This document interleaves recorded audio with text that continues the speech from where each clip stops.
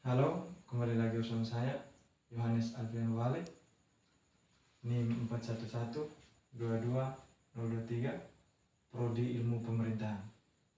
Jadi, saya di sini akan menjelaskan kerangka analisis sistem politik menurut David Easton.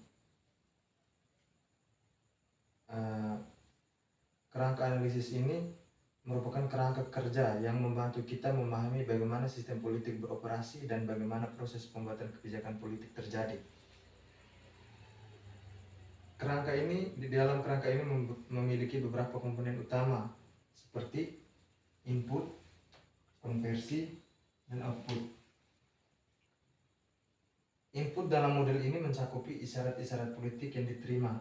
Itu berupa tuntutan, dukungan, dan apatis.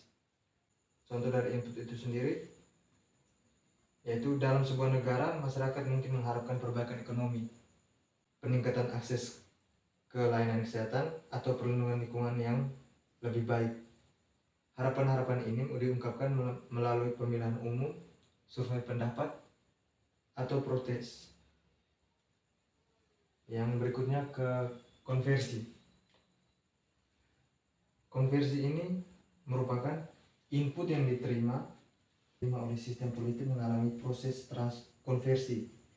Tahap ini melibatkan pemilihan, interpretasi, dan agregasi informasi untuk menghasilkan kebijakan politik. Contoh dari konversi itu sendiri yaitu setelah pemilihan umum, hasil suara yang diproses dan diinterpretasi oleh partai politik dan pemerintah. Data tersebut digunakan untuk membentuk rencana dan kebijakan politik yang mencerminkan preferensi pemilihan. Yang selanjutnya yaitu output. Output ini merupakan hasil dari konversi itu sendiri. Hasil akhir dari proses konversi ini mencakup kebijakan politik yang diambil oleh pemerintah seperti pembentukan undang-undang, regulasi, atau tindakan eksekutif.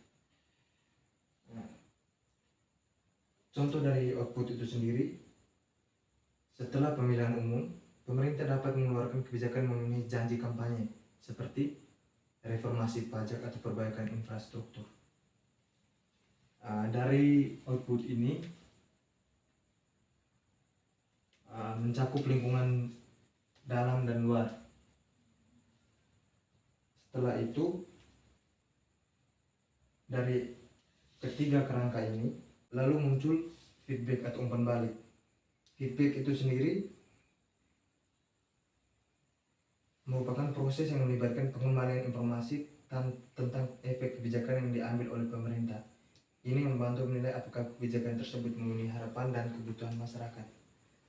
Contohnya, jika pemerintah melaksanakan kebijakan perbaikan ekonomi, feedback bisa berasal dari data ekonomi seperti tingkat pengangguran, pertumbuhan ekonomi, dan indeks kebahagiaan masyarakat.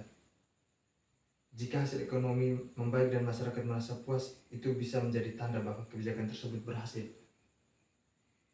Jadi teman-teman, model analisis sistem politik menurut David Easton ini memberikan pandangan kepada kita, pandangan holistik tentang bagaimana masukan masyarakat diproses dan diubah menjadi kebijakan politik yang mengarah pada output, sambil terus memonitor efek kebijakan melalui feedback.